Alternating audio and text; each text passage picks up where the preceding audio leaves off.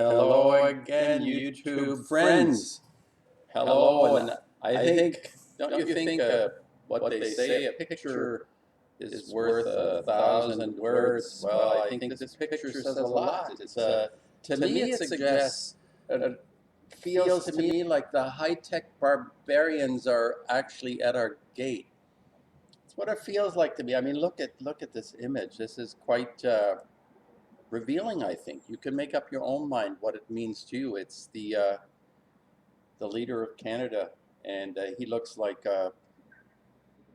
someone who's about to rob a bank or whatever. And this is considered to be normal.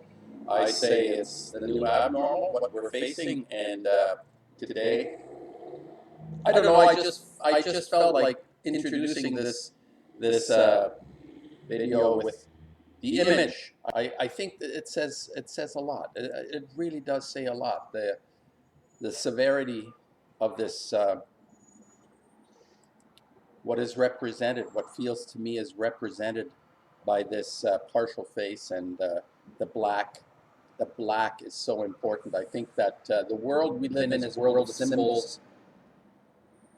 It's difficult sometimes to understand what all the ritual, repetitive, ritualized actions, what they are, why they are, how they're being perpetrated, acts are committed by people on a ritualistic basis, and this feels like quite a ritual. This image feels to me quite ritual. Anyway, I'll drop the image right here. And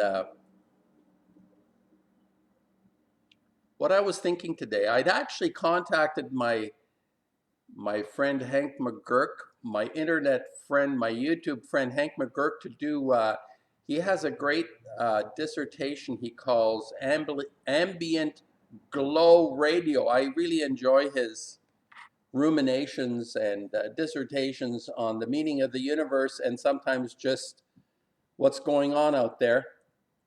And I had suggested, because I think he has a feel for art, and he has a feel for the nuance of our existence in terms of what I like to think of, what I'm going to speak about a little bit now, what I would say is a calling, a person having a sense of themselves,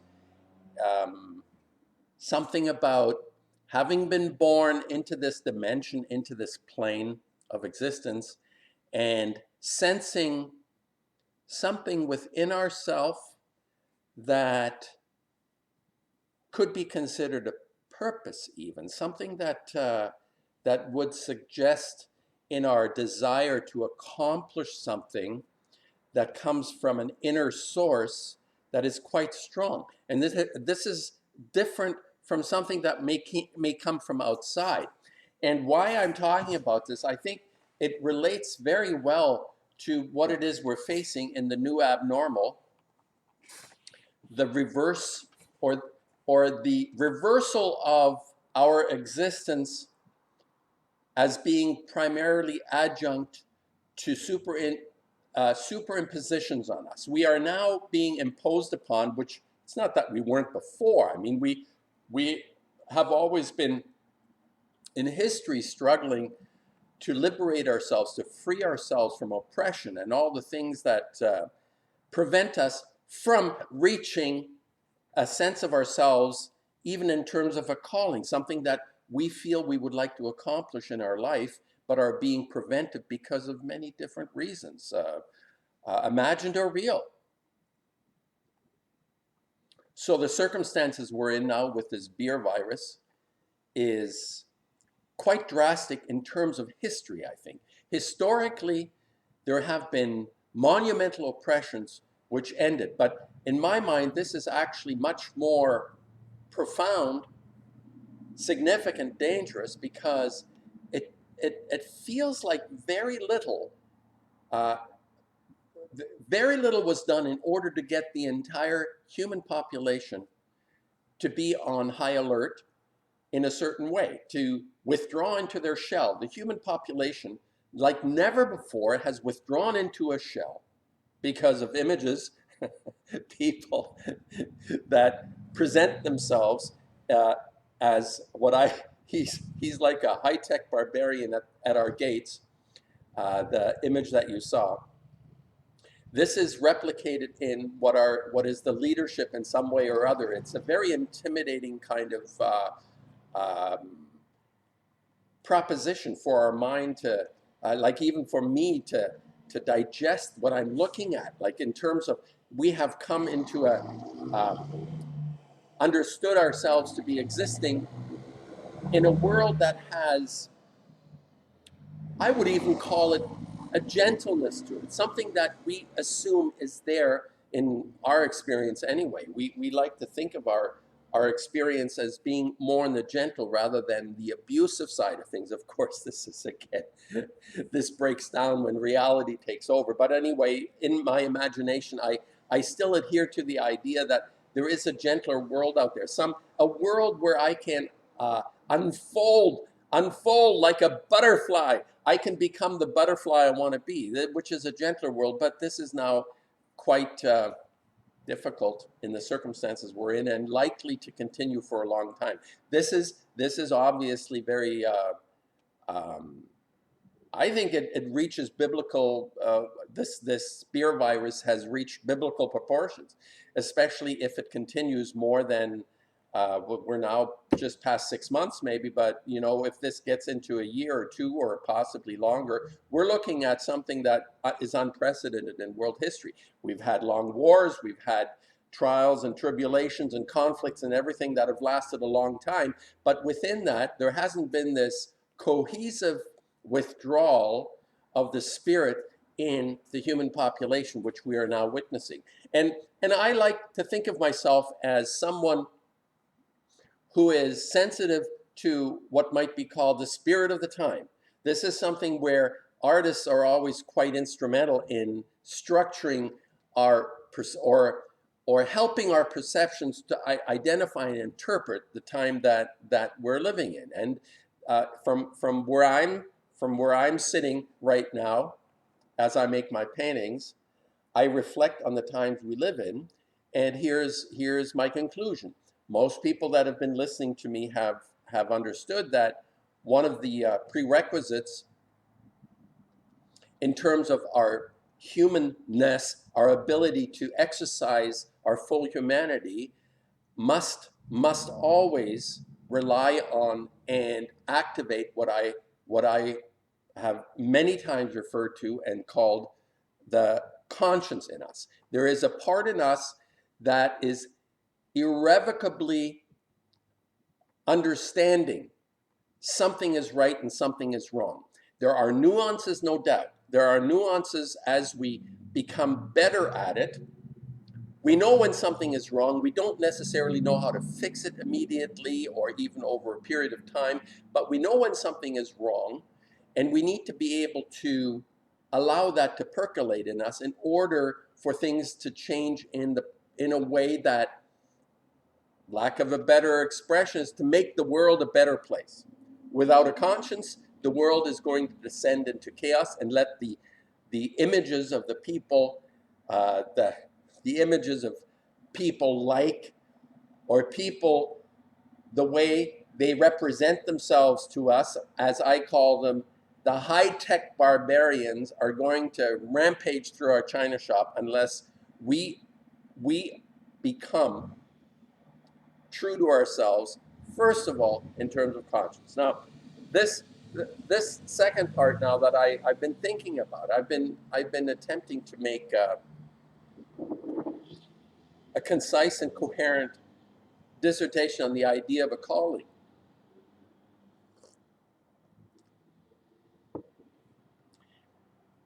It seems somewhat obvious to me from the point of view that friends of mine, colleagues, myself, I'm a painter, so there is a kind of relationship I have with my conscious world. When I wake up in the morning, there is immediately a desire, an impulse to fulfill something that day, which is directly related to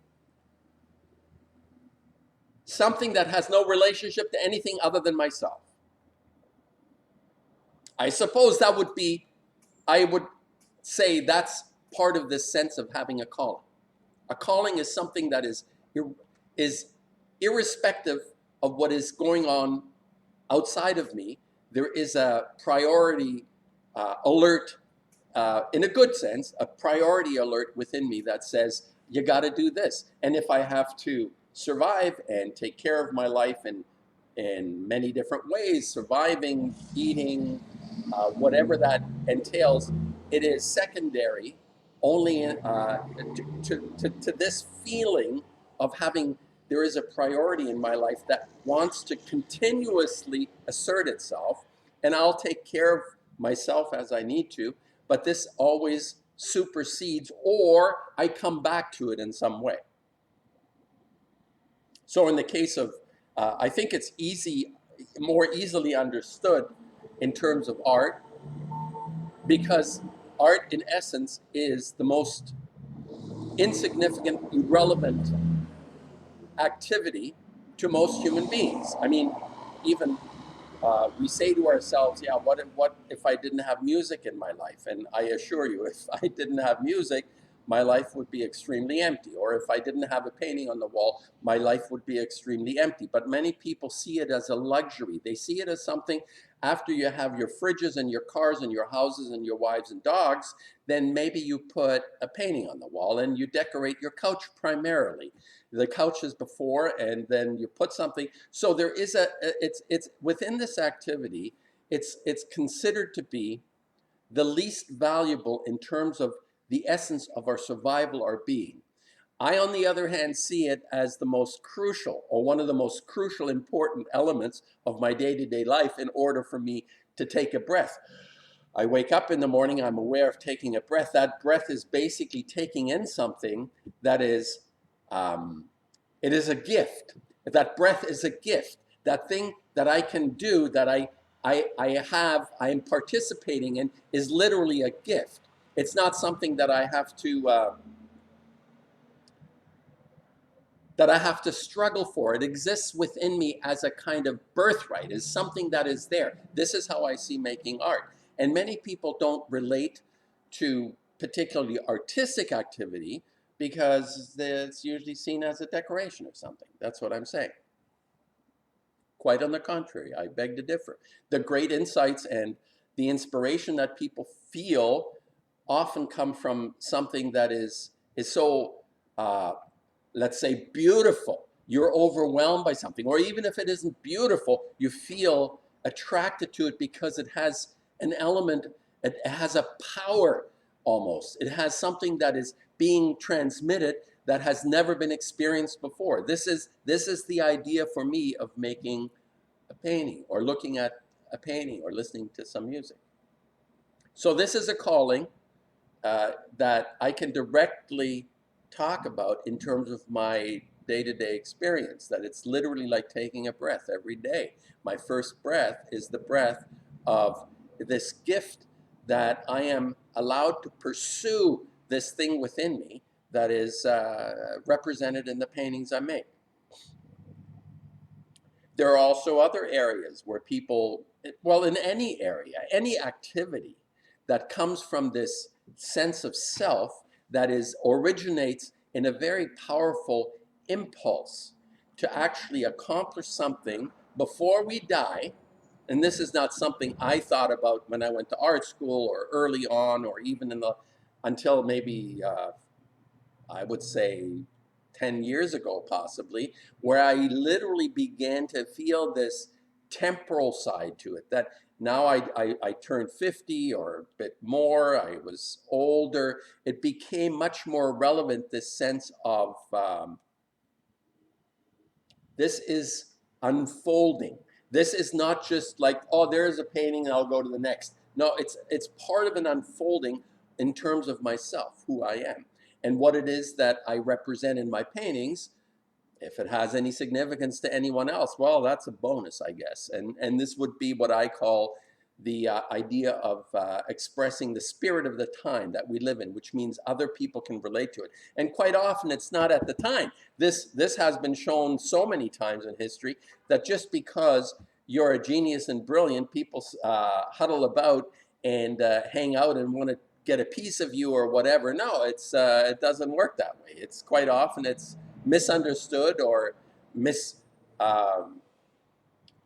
or forgotten or just hidden for a while. And quite often, I'm convinced actually that many of these magnificent souls that have existed in the past and are existing now are ignored and die away and are never heard of again, which is a tragedy and a shame, which is, I think, also that our culture suffers from it, what is considered to be culture.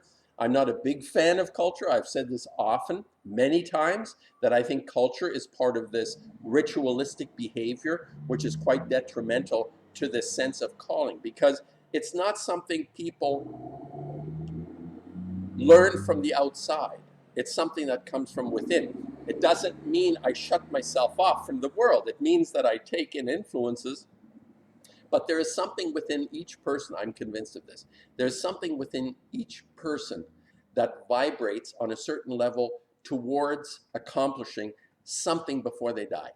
And this is what I would refer to as calling. And there are many nuances in this. You hear it quite often in terms of religious practices where a person who's totally irrelevant to the meaning of the universe in terms of the real physical world are swamis or priests or whatever, and they're considered to be living a calling. And it's not dissimilar from making paintings because in terms of a day-to-day life and existence and survival, they're totally irrelevant. You go there once a week. Some people practice it this way. They go to church once a week and genuflect for an hour and then have participated in someone's ritualistic act um, of their calling, which is not a calling at all. It's a business. It's a it's a form of subterfuge quite often. But okay, fine. There are people that are dedicated to communicating the spirit of the time through a religious practice. I find it quite ritualistic and repulsive and offensive for the most part. Not altogether, but for the most part. But it is often referred to. Religious people always are referred to, and they're considered, they're on the fringe of society and they barely exist, and they have a poverty, they have a vow of poverty and chastity and all this. So they're living on the periphery of ordinary human beings, but are recognized as having a calling. This is quite often true. So it can manifest itself in people like that. But here's my thought today. I'm gonna stop it here. I'm almost at 20 minutes, and I don't know why I sort of quite often think 20 minutes is plenty, but maybe a little longer. Here's my thought about a calling in terms of other than the archetypal callings of artists or religious figures or people that have aspirations, regardless of the benefits that they garner from those activities. Generally speaking, that you enrich yourself by your activity. That, for me, is not a calling. I would draw a line under this. It's like, what is not a calling is that you do it because you have secondary gains of some kind. So that secondary gain becomes of primary importance. So to do an activity and then become famous, rich, have the benefits of the world as it would like to present itself as being satisfying. That external world always gives us the seductive things that make us feel good about ourselves. But ultimately, when we perish, we look at ourselves and say, what have I accomplished? I have got 2 houses and 5 boats and skidoos. What's the point, right? So that's what I mean by that. So how is this relevant within the spirit of the time, this epic moment that we live in? What is this notion that I'm aware of? What is happening to us as people is this fundamental abdication. We've abdicated our responsibility to ourselves to recognize what it is that is unique and specific to ourselves. What activity? What is it that I keep thinking activity. It doesn't have to be activity necessarily, although it really helps to manifest it in the real world. But there is some aspect to us activity, meaning otherwise, that if you meditate, like people that feel connected to the idea of meditating don't need to represent that action in the physical world other than being who they are. I see that. That's a very subtle point, but I see that as a calling as well. I'm sure there are people who emanate this selfness, this being, this essence without actually doing anything. This I think is real too, but rare. Or maybe not so rare. I don't know. I haven't come across it that much. So my point is, within the framework of our existence right now, the time that we live in with this beer virus, it has occurred, it is happening, we are susceptible, we have become more susceptible. This is global. This is earth-wide. It's everywhere. We've become more susceptible to the influences from the outside because we lack that sense of purpose from within. And how is it that we can discover the sense of purpose? It just doesn't hit you like a ton of bricks. It could, you know, when you first time you fell in love, you had this ton of bricks hit you in the side of the head, and the world was never the same again. It could be like that. In my case, it wasn't. It was a gradual development. It was a matter of going to art school, and before that, I was drawing, and people were even complimentary and saying things to me. I had no training or anything, and people said, isn't that interesting? Personally, I always felt quite clumsy in my ability, my hand-eye coordination. It never really was a natural thing for me, which may in some ways be actually a blessing. I think that there was a difficult aspect to me expressing something and abandoning a certain way of expressing myself because I felt clumsy in it and my direction changed. But that's a whole other story. That would be more of an analysis personally of the work that I make. But it's a process of learning about myself over a longer period of time. This was something I would say by the time I was probably early 20s, maybe 24, 25, I think I had it nailed down. I think everything was focused on this sense of breathing, waking up, and the breath I took was a gift the same way that being able to make a painting or expressing that felt like a gift to me. It was something that I was truly connected to and privileged to be able to have found or do. So I would say in my mid-20s is when I felt it. And it doesn't mean that it's closed. It's a closed door. If you don't feel it by the 20s or your teens or 20s or 30, no, I think it's something that the door is always open. Even if you're 80 years old, the door is open. I'm having wonderful conversations with an older friend of mine. He's in his mid 80s, and he's come to an understanding, a wisdom.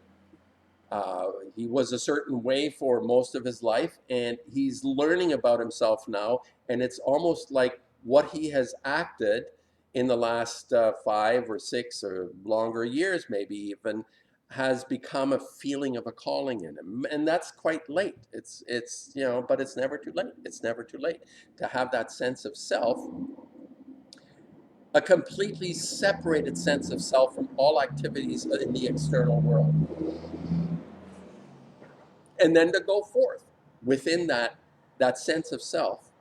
What is this calling? So my suggestion, for us to get out of this fucked up shitter that we're in terms of the mucky mucks, the barbarians at the gates, these high-tech barbarians who claim to know viruses and second waves and immunizations and money talks, like Bill Gates talks. This guy has no qualifications whatsoever except having been given a lot of money by the club. The club gave him a lot of money to spout his wisdoms, and people are subject themselves. The guy has no calling other than having a lot of money. And what is it that people are attracted to? Well, this is the subterfuge, the the seductive part of the world that always rears itself in order to distract us. So we are paying attention to all the wrong people because we're not living our own lives the way we from birth are meant to find. Some know it very early on, possibly even in their before their teens, that they have this thing within them that needs to express itself, or it has to be lived. It has to be lived out. Quite often, you hear about the 27 Club. This is strange too. I think there is some mucky muck here, but a lot of the artists die before they reach their 28th year. It's called the 27 Club, and it's almost as though, in a ritualistic way, they have accomplished or achieved everything they need to do, and then life ends. They're finished. It's like there is an innate understanding of, if I do anything else, it's just going to repeat itself or something. There is something weird going down here. I think there is a ritualistic aspect, which the alarm bells come up, right? With the Hendrix or the Joplins or the Kurt Cobains, these people that die too young from the point of view that they're at their height of their career, but then they disappear or are disappeared. That's a whole other story. So my point, within the new abnormal, within, remember, we are now the new abnormal. We are faced, I am faced with an understanding. I have come to an understanding that in some ways, my life I have arrived at this point in time with an understanding through the work that I have made that allow me to say to you unequivocally, we have collectively dropped the ball, and I include myself in that in many ways. I've been selfish in many ways, but I understand now that when I make a painting, it is towards identifying the time that I live in, understanding that I'm expressing the time that I feel I'm living in. And just by understanding this is my conviction, just by understanding the time that I live in through acting my calling, this, I am convinced, this, like for the last 50 years, what I've been doing is going to add to the solution of making this place that we all exist in what it could be, what it needs to be, wants to be, that there is a purpose.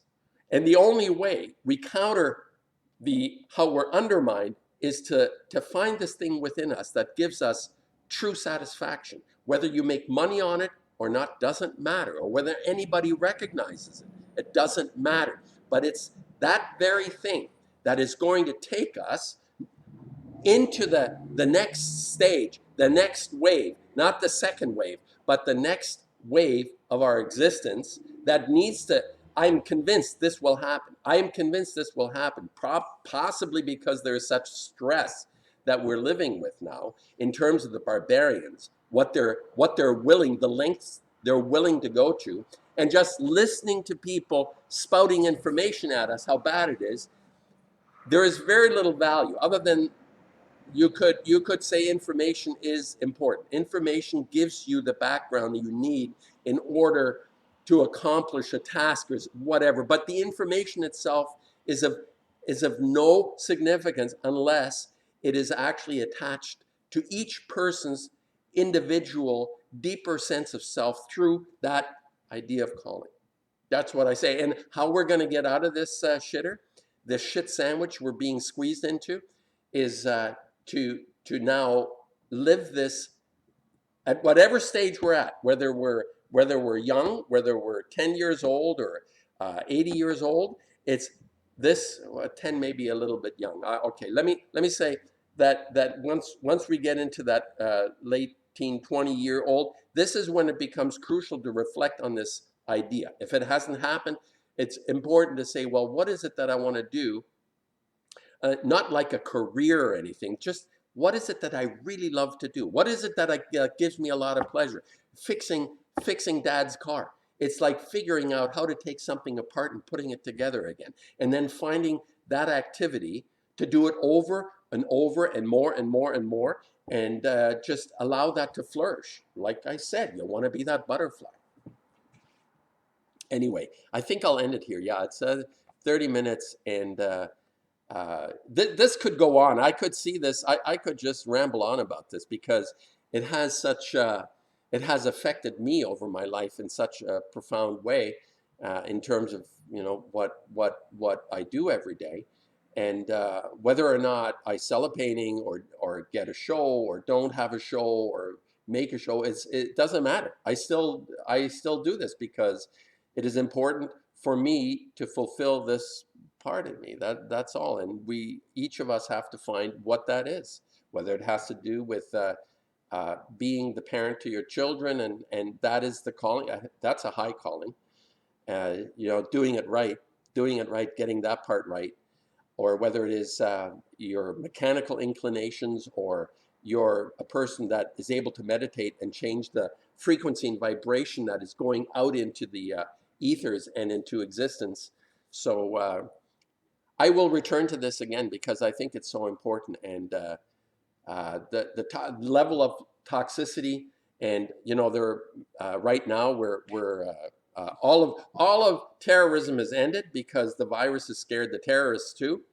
Unfortunately, the toxicity from all the nuclear plants is ratcheting up. I recommend you listen to Dana Durnford's broadcast. He's doing fabulous exposés, has been for the last 7 years, on this topic, which is of a very disturbing reality.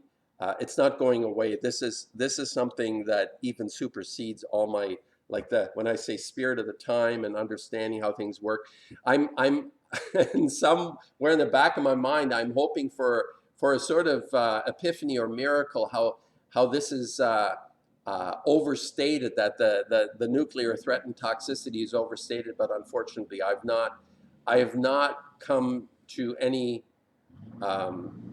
there is no evidence for me that this is in fact one of the worst things that we're facing in terms of what the bastards have created around us. The chemical destruction, yes, but the nuclear um, monster that's breathing down our necks is as real as ever, and it gives me pause. I think about it every day, and this will change as well, obviously, as we become balanced and wholesome within our inner drive, what it is that we really want to do. This will also be solved. This can be solved and will be solved. That's my hope. That's kind of like a faith I have, I suppose. Anyway, I'll end it here. My cheeks are red enough.